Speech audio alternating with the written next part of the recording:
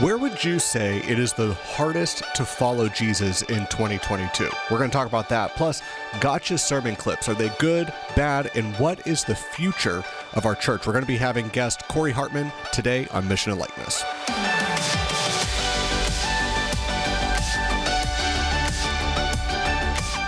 Welcome to Mission and Likeness. My name is Scott, and we appreciate you joining us, whether you're watching us on YouTube or on the brand new loveLocalPA.com. Thanks for joining us. I really do appreciate it. This is our first release on Thursday. We dropped a whole bunch of episodes, or a whole bunch. We dropped 4 episodes on February 1st, and now every Thursday we're going to be launching a new Mission and Likeness. And honestly, I'm super thrilled with what we have done so far, and am really excited to get into some of the conversations that we're going to be having. We have the next 5 or 6 episodes already in the works with guests, and so that's going to be great. So today we're talking about where is it hardest to follow Jesus, and the list was kind of obvious, like some of the places where it would be hard to follow Jesus, and some of them I really didn't think would be on the list, but they are. The fact is, the number of Christians being persecuted for their faith is increasing, and that is worldwide. And we definitely see Christian people coming to faith, becoming Christians in a lot of these persecuted areas. And we see Christians falling away at a higher level in areas that are less persecuted. So what does that mean for the current state of our church? What does that mean for the future of our church? We're going to be getting into that with Cory Hartman later on in the episode, so definitely stick around for that. We're excited to have him here. A couple weeks ago, it was actually around Christmas time whenever this happened, so it's a little over a month now.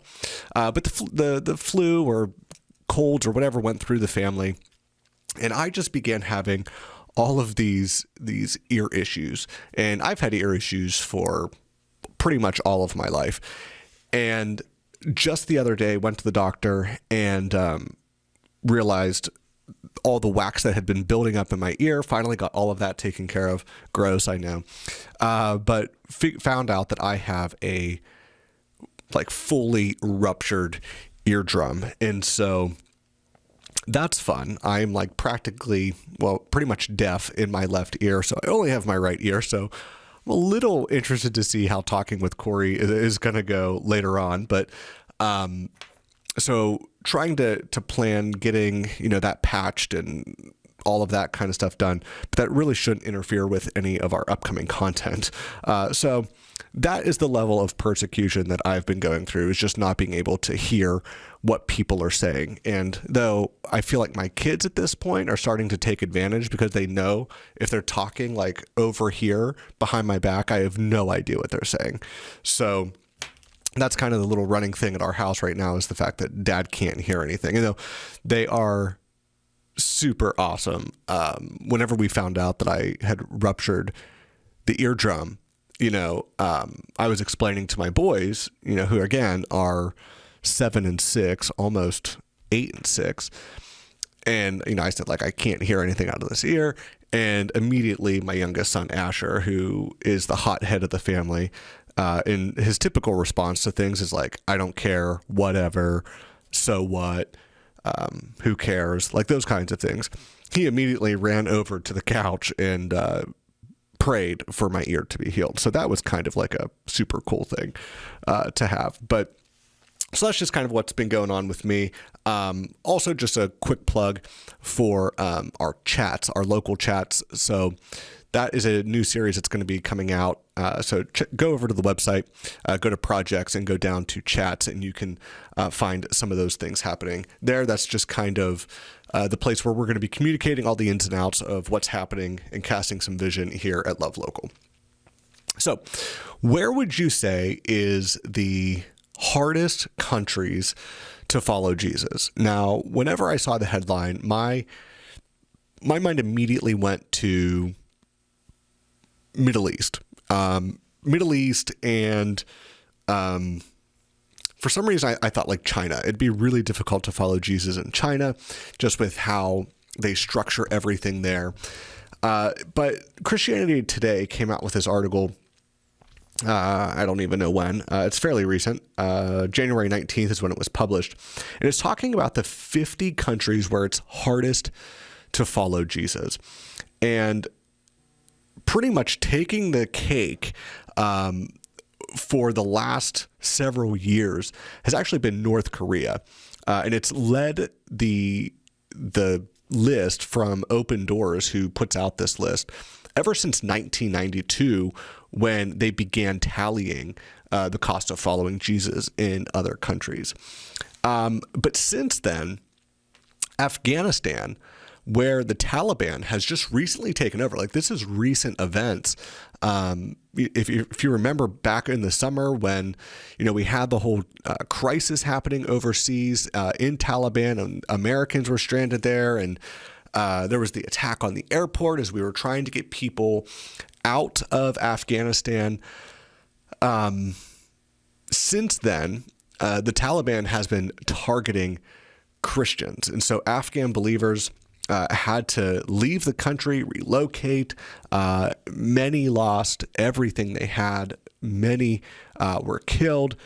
And in the article, they quote one person said, quote, "Before the Taliban, it wasn't great, but it was good." And so that kind of just goes to show, like, it wasn't great, but it was good. They were allowed to worship freely, but now Christians are living in fear. This is that person talking again, living in fear, in secret, and totally underground. And we've talked before, here on Mission and Likeness, just about how here in America, we do need to really wake up. We need to look around and be able to identify, there are believers, there are brothers and sisters in Christ that are really struggling when it comes to their faith, and not spiritually struggling, but physically struggling. They are being completely targeted. I mean, they are losing their lives. They're being martyred. The number of Christians that have been martyred is increasing as well. So this article says that overall, 360 million Christians live in nations with high level of persecution or discrimination. That's 1 in 7 Christians worldwide. And so I think the current estimate of the number of believers is like 2.4 billion believers. And so this 360 million, that's 1 in 7 live in high levels of persecution. That would include 1 in 5 believers in Africa, 2 in 5 believers in Asia, and 1 in 15 in Latin America. So that's the one that kind of surprised me. The African or Asian kind of Middle Eastern persecution wasn't as surprising to me, but 1 in 15 Christians in Latin America now experience high levels of persecution. So that's just a great reason for us to, here in America, to refocus our prayers and for those that serve as missionaries in those areas, just to keep them in our prayers and to really try to figure out how can we help and assist. And then ultimately, how do we here in America, where we aren't facing these kinds of persecutions, how can we change our perspectives from thinking that our Christian walk is all about our comfortability instead of following Jesus? These Christians are willing to be persecuted in order to follow Christ. And, I just wonder what would happen if that comes to America. I'm not saying that there wouldn't be Christians in America willing to die for their faith, But those that are just here because they want, or they go to church and they do the activities because it's fairly easy and it's nice social time for them, what would happen then? You can read the full article over at Christianity Today, and I would definitely encourage you to do that. But here's the top 10 countries where it's hardest to follow Jesus here in 2022. Number 1 is Afghanistan. Number 2, North Korea. 3, Somalia. 4, Libya. 5, Yemen. 6, Eritrea. I don't know how to say that country. 7 is Nigeria. 8 is Pakistan. 9, Iran. And the really interesting thing about Iran, I'm trying to get he goes by the surname of Nehemiah, or the alias of Nehemiah, but he has done a lot of evangelism work over in the Middle East, and he has said in private conversations just about how the church is exploding in places like Afghanistan and in places like Iran. You can actually go over, there's an episode talking to Middle Eastern missionaries on the Gospel Roots podcast, which is another podcast that we produce. We'll put the link somewhere on YouTube in the bio, and we'll make sure that we put it on loveLocalPA.com. But myself, Adam Michael, and another gentleman within the organization, or who was in the organization at the time of the recording, are talking with this Nehemiah as far as supporting and discipling and developing these Christian leaders over in the Middle East. It has been amazing. And then number 10 in this list of top 10 countries is India. And so definitely areas that need a lot of prayer. And so they quoted someone else that has said, "It has become increasingly clear that Christians and minority groups cannot count on the security apparatus for their protection," which means they can't count on government. They can't count on the federal government or the local governments. They are completely unprotected. And so they have to rely on each other. They have to rely on network and trust. Can you even imagine the trust that you would need to have in people to be willing and able to come together as believers, knowing that someone could be a decoy just so that they can turn them in? I mean, it is crazy to think about. So head over to Christianity Today and check out this article, the 50 countries where it's hardest to follow Jesus in 2022. So I want to move on quickly, not because that's not important, but because we're already running out of time in this opening monologue. But I saw another article today, this one out of the Gospel Coalition, and it's by Trevin Wax, and it says, "Gotcha sermon clips are bad for the church." And I've seen this going around a little bit on social media from people saying, is it bad to have these gotcha clips? Whenever someone says a gotcha clip from a sermon, I don't know if it's because I'm listening to the rise and fall of Mars Hill that Christianity Today put together, but I keep thinking of all of the sermon clips, that you hear from Mark Driscoll, that some are not good, others completely taken out of context just to make him look bad. And I'm not here to discuss, where you fall on either issue, but I just wanted to briefly talk about the idea of posting these sermons and these little sermon clips that people put out. And, this isn't new, really. Gossip about sermon clips and getting people to talk about what the sermon has been about at churches has been around forever. I mean, even before video came out, even before audio came out, people have always been, spreading ideas around town about, did you hear what this pastor said? And did you hear what the other pastor said? And it's just the reality that people are going to be talking about what is being preached on. But I think the important thing to remember is why you would want to be posting these clips in the first place. If it's just to get attention, if it's just to get people to talk, that may not be the best thing. But I'll give some final thoughts here in just a second. This is Mission and Likeness, only on Love Local. Knowing the principles and values of the businesses and organizations that you support is growing more and more important each and every day. That's why here at loveLocal, we are building a community of people that support businesses like yours and share in your beliefs. So if your business or organization would like to partner with us and help us build that culture and community, visit lovelocalpa.com/partner and fill out our free partnership form today.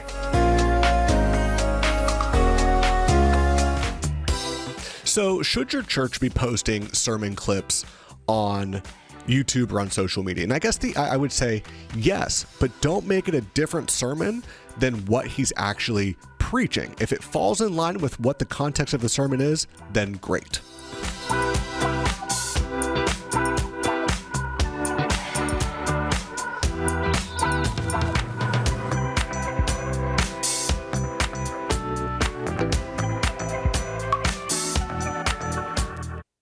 Our mission here at loveLocal is to help shape a culture through entertaining and engaging content that unites followers of Jesus together and helps us to live out the gospel each and every day. We would love for you to join us on that mission. All right, so welcome back to Mission and Likeness. So we've already talked a little bit about sermon clips and like how you can put out sermon clips that are kind of give you that gotcha experience. But what I would caution with that is if it's not representative of what your church is doing, you don't want to give a false illusion of the atmosphere that your church has. And so that's all that I wanted to kind of finish off with that. So I'm being joined by author Cory Hartman, who is on the team with the Future Church Company, and they have a new book out, which is called Future Church, which we'll talk about here in a minute. But Cory, thank you so much for joining me. Thanks so much for having me, Scott. So I want to talk first about what would you say is the status of the American church today in, late January 2022? Where's the American church? 37. I don't know.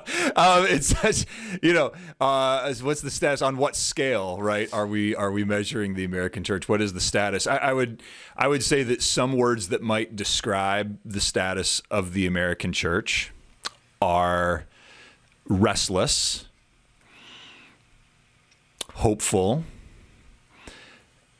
contrasting with hopeful, discouraged, divided, and then maybe a word like anticipating, waiting for something to happen, that something's going to happen, maybe a bad thing, but hopefully a good thing, but we know that we're moving in some way and things aren't going to continue to be the way they are now, and certainly the way they were before COVID-19 changed a lot of things in a lot of churches.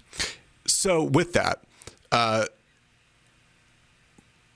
biggest shift that I've seen has been the lack of unity within the church. So we've seen people moving to go to different churches. We've seen people just going offline, or I guess online, to view churches. And so the idea of church has kind of evaporated a little bit. Would you agree with that? Well, that's a good point.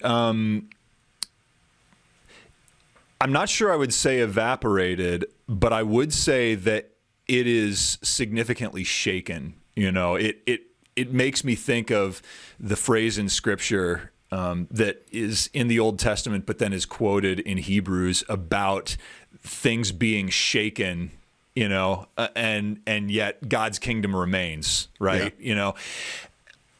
And we're undergoing a shaking. I mean, we're undergoing a major shaking. We have been and we still are. And in that shaking, part of what is shaking is the concept of what is church. And so people have inherited a concept of what church is that they did not invent, and rightly so, that they did not invent it. But the concept of church that people who have been in church, for that matter, people who haven't been in church have, is not necessarily, and very often in many respects really is not, the church as is described in the New Testament. So there's a variety of other elements that have sort of glommed onto it over the decades and centuries and millennia that then come under significant pressure and in many ways are shaking. And that can be both negative in the experience of it, but it can also be positive as it can provide the opportunity to rethink what actually is this thing that Jesus founded and died for and brought into existence supposed to be anyway. Yeah. And the one thing that I think that is important to realize is the Christian life is not easy. You know, we're faced with all of these things being thrown at us all the time. And I opened up the show with an article from Christianity Today where it listed the 50 countries where following Jesus will be hardest in 2022. And we see in the Middle East and we see in Asia and Africa, the number of Christians from external sources making life hard for Christians on the rise. But here we're talking about almost an internal conflict within the church, because these are church members who are now wondering, you know, what are we doing? What is the mission and what's the purpose of all of this? And so how do you even begin to identify, or when you look at a church, be able to say, what's the real problem? Yeah, that's a great point. So I want to talk about that. What is the real problem? But before that, I just want to make a comment about the external pressures versus internal pressures for a second. Sure. And think about that in the American context. And this might apply to other places. I think it applies to Canada somewhat, although it's a very different situation, Canada, yada, yada. But within the United States, we have a situation where Christians, just about whoever you are, if you're asked, what is the enemy of Christianity, you can pretty quickly, or who, that might be a better way to put it, who are the enemies of Christianity?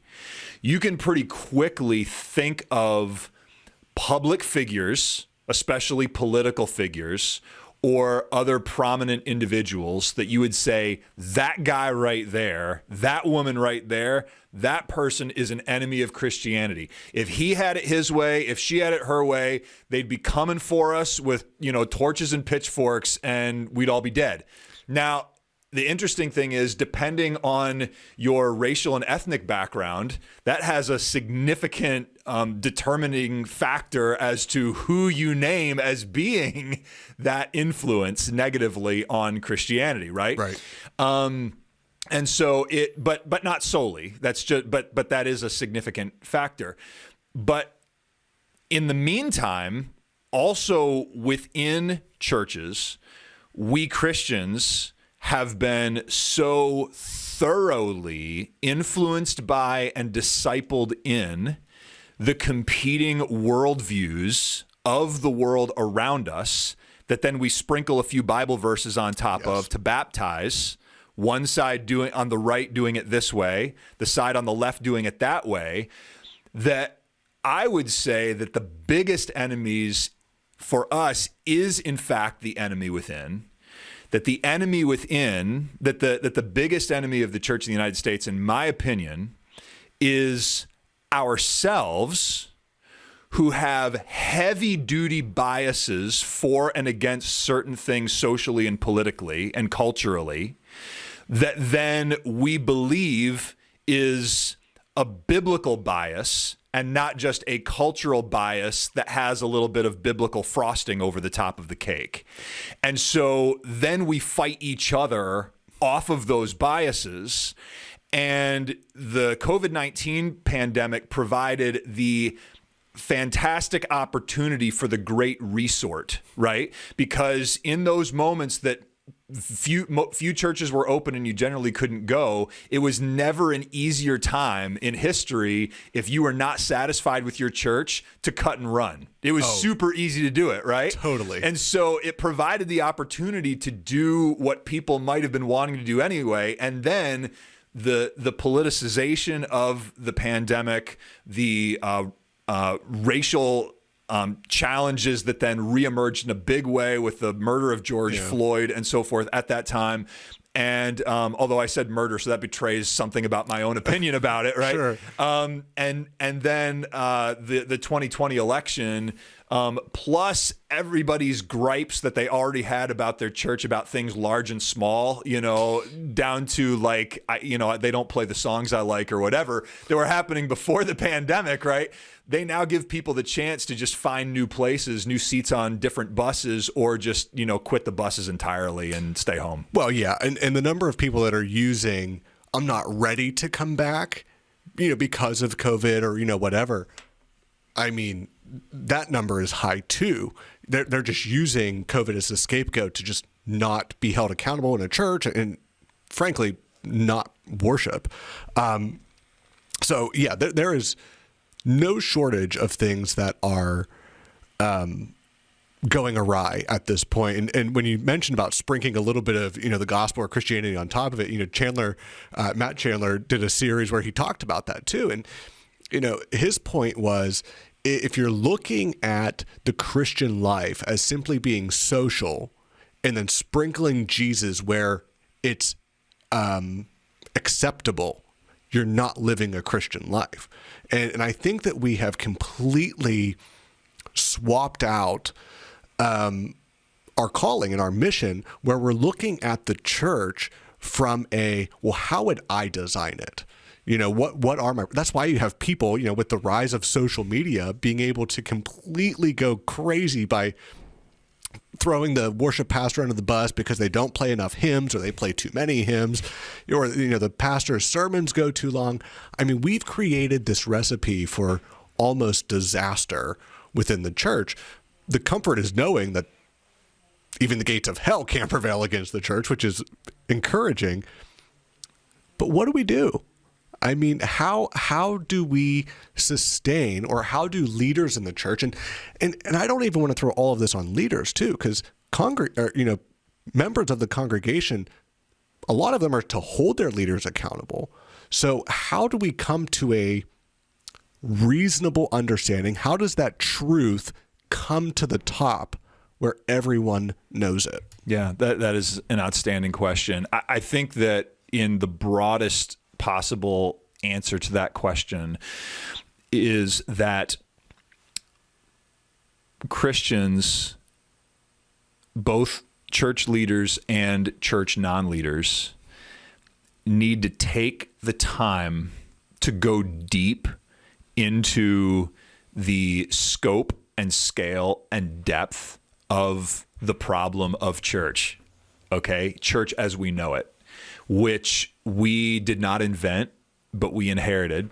And just like anything, think about your family. If you ever got married, I know you're married, Scott. Yeah. If you ever got married, or if you ever in a long-term relationship with somebody, with a boyfriend or girlfriend, the sort of relationship where you're spending a lot of time with that other person's family, you start discovering, don't you, that there are all kinds of things that you thought were completely 100% normal that you find, oh no, only my family does this. Yes. This isn't actually universal, is it? Yes. Right? That's sort of a rite of passage in that, right? But because you're living in it, because you're living in your own family, like, you don't know how weird your family is. I know. Right? Yes. One example comes to my mind real quick. My wife she so calls me out on this. So my family, you've had pancakes and sausage or pancakes and bacon for breakfast, right? Yes, I've had that. Have you ever added dill pickle to it? Oh my gosh, that's horrible. It is the greatest thing ever. Oh so gosh, that's wretched. My family does this. And the first time my wife comes over, while we were dating, and I said, we're having pancakes and sausage. And She's like, why are there pickles? And I'm like, try it. But I'm telling you, she is a believer in it now. So Okay. that's just one thing. But so try it maybe. I don't know. If not a pickle person. Yeah. But yeah, I get your point. So the thing is, we are all raised, so to speak, in our preconceptions of church. Now, what's interesting is, depending on your background, you might have floated to different places. Like, for example, I know that you were raised in a Roman Catholic background. You're not currently part of a Roman Catholic church. You're part of a, low church, evangelical, Protestant, non-denominational kind of thing, right? So totally different. So you actually have some life experience where you can say, all right, here's two very different ways to do church. And so that enables you to step back a little bit. And so some of us who have had some of those experiences in different churches are able to see, oh, there's more than one way that you can do certain things. And yet, the vast majority of us, and I certainly include myself in this, have still had a church experience that is entirely based in one country.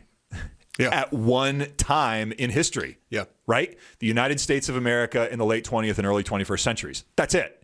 And so even though you can get a great deal of diversity within that, if you really push yourself on it or are pushed, and as God leads you in that, there's still certain limiting criteria.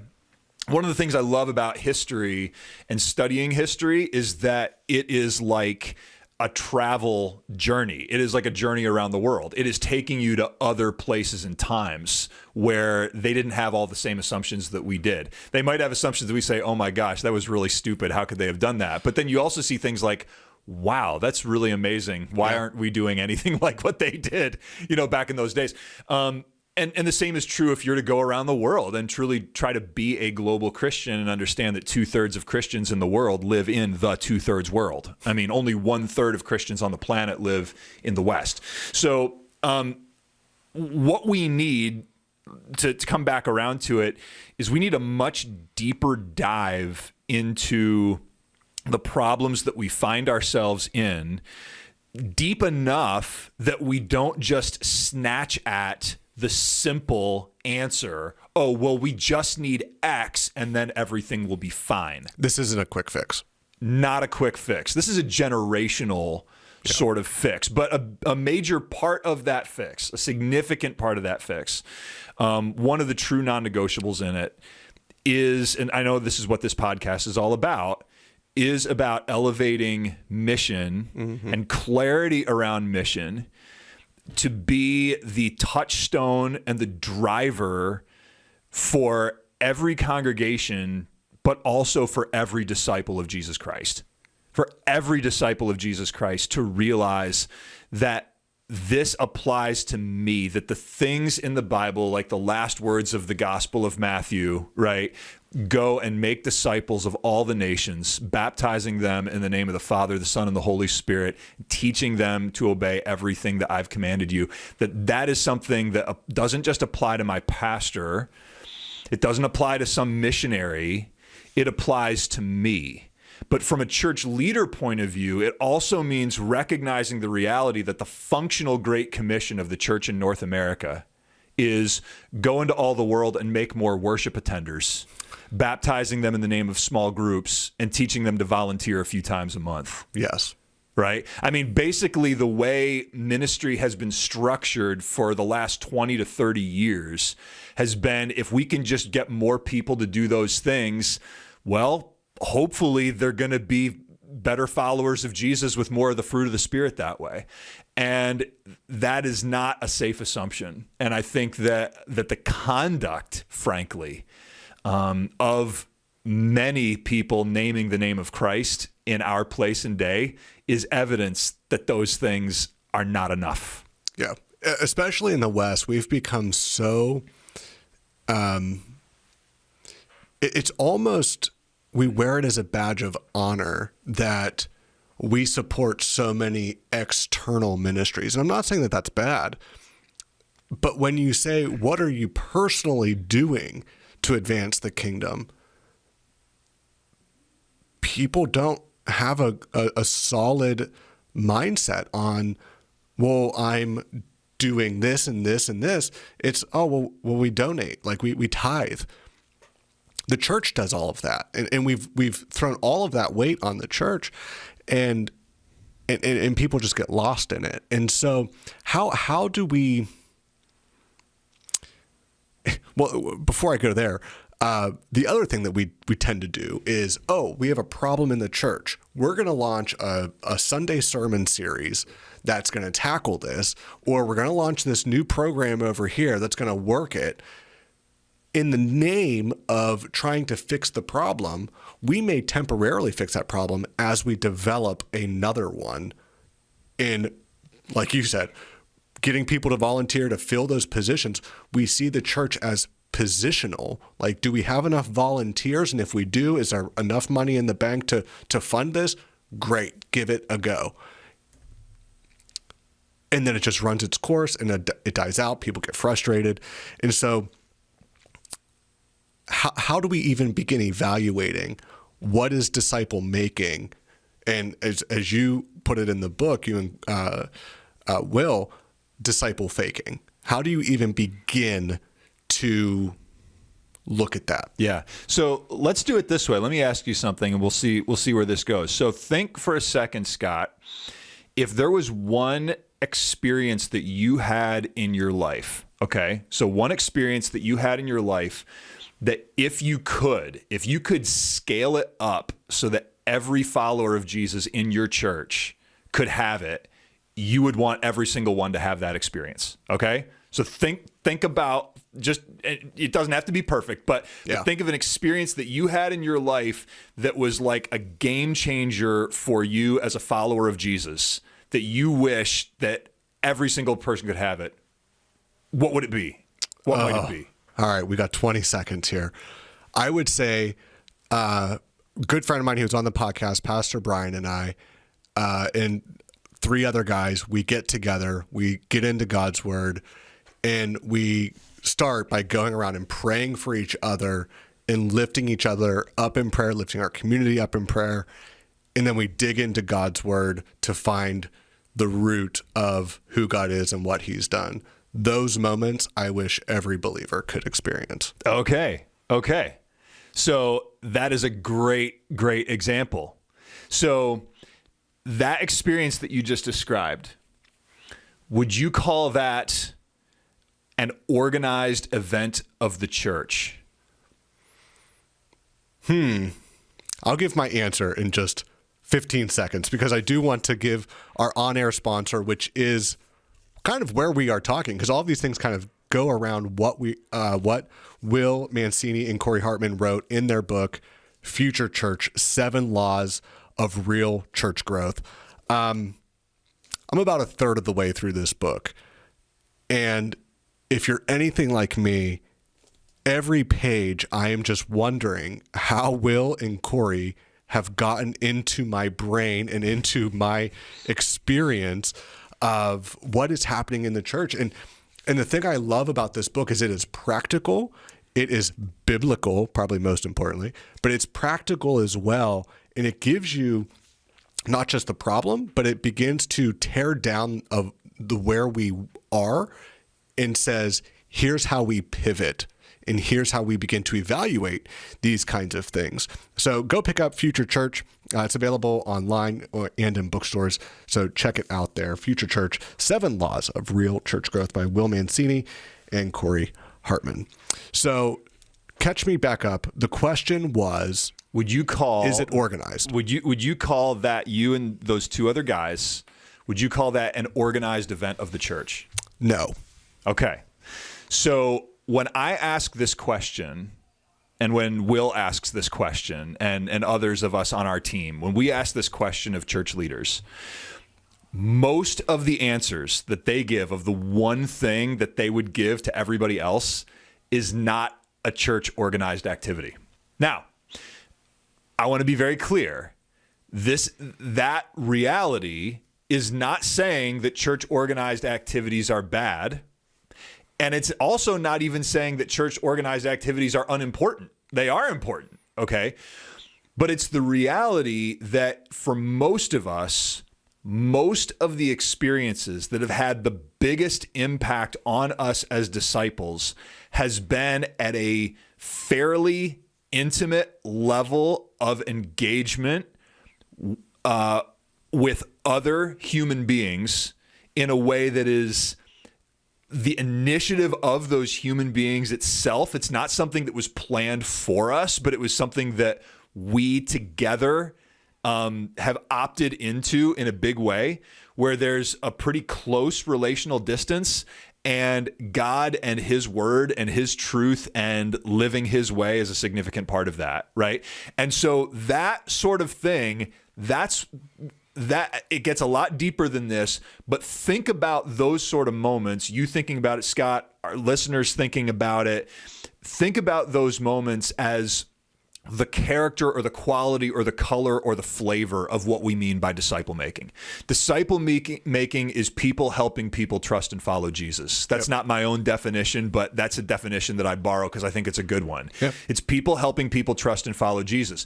So if the church, the organized entity, is not nurturing, fostering, cultivating, encouraging, and even floating and riding on a lot of that stuff happening, then the organized stuff doesn't have the power and doesn't have the usefulness that it ought to have, that God intends that it have, right? And so it's moving the finish line for leaders to say, what would it be like if we could start over and really organize this thing so that Scott and two guys meeting and praying and reading scripture and talking about this together was the main thing that people thought of when they thought of church? That the main people in our church thought of, if we said your church, that they're thinking about those relationships they have with other people who are currently following Jesus, people who aren't following Jesus yet, that are in those spaces and in those moments, right? And that is the heart of it. Because, hey, let's face it, those of us whom God called into full-time Christian ministry, that's what we got called into it to do.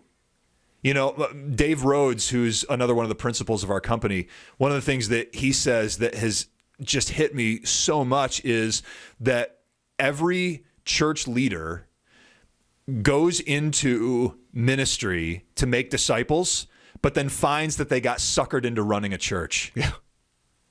They got suckered into running a church, but that's not what they went there to do, right? In the first place, right? So there's a major reformation that is needed to make that the main activity and the lifeblood of our conception of church and our lived reality of church. So what happens though? Because I would say most churches understand that we need to get more intimate in our settings. So true disciple growth, we'll say, happens at a more intimate level. I mean, sure, you can set the stage and the foundation in a big corporate setting, but that true discipling happens most of the time in a small environment. So why is it bad for a church to just say small groups? We're just going to divide people up into small groups. There, done. Discipling is happening. Yeah. Where's the argument there? So first of all, that's not bad to do that. It's not inaccurate, but it is inadequate. Okay. And so, and here's what I mean by that.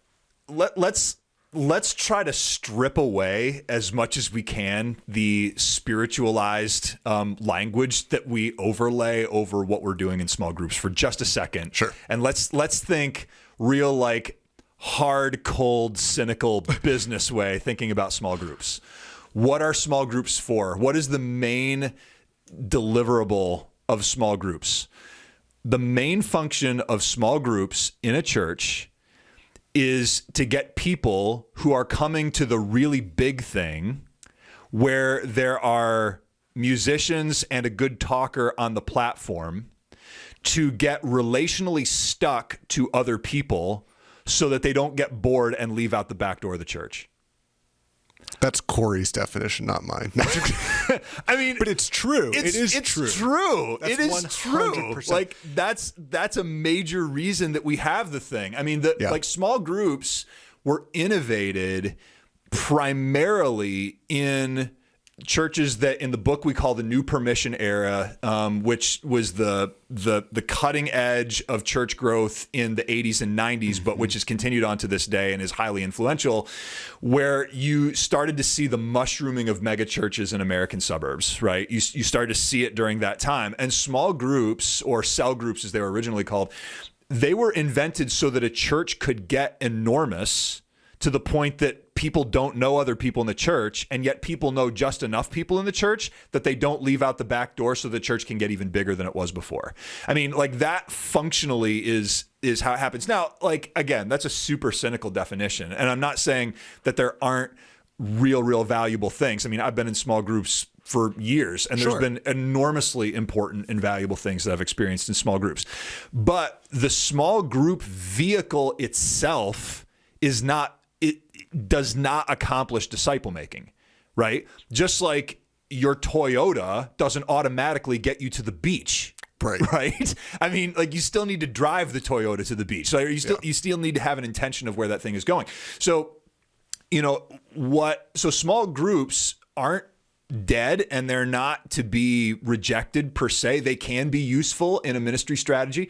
They may not be useful. There are some churches that I know that they're kind of, losing the focus on the 6 to 12 person small group, and they're focusing on both smaller things, a discipleship group of 3 to 4 people, and also somewhat larger things, a group of like 60 to 80 people, right? And so they're focusing on those sizes of groups, and so it depends for your own church on what your ministry strategy is. Small group is not good or bad, but a small group itself is not doing disciple making. It's not. Right. You have to develop disciples to minister in small groups. But we have it backwards. We say, here's a small group, now make disciples, instead of, hey, we have disciples, let's get that into a small group setting so that they can create and develop more disciples. Precisely. Yeah. So we have like a minute left, and I just want to say again, to go out and pick up Future Church, biggest takeaway in writing this book and what you wanted your audience to get out of it is what? Biggest single takeaway is that the difference between real church growth and church growth that isn't real is the flip side of what we call the 7 laws. We have these 7 laws of real church growth, and I'm not gonna run them down right now, but I'll just tell you the first one, okay? Because this program is about mission, okay? The first law of real church growth is what we call the law of mission, that real church growth starts with a culture of mission, not worship. Meaning this, okay? If you start with the mission, you will get worship, sir. If you start with the mission, you will get worshipers. If you start with worship, you will get worship services. And the difference between those is as big as any difference in the world. Go out and get Future Church. Will Mancini, Cory Hartman. This was Mission and Likeness. Thanks for joining us. See you next time.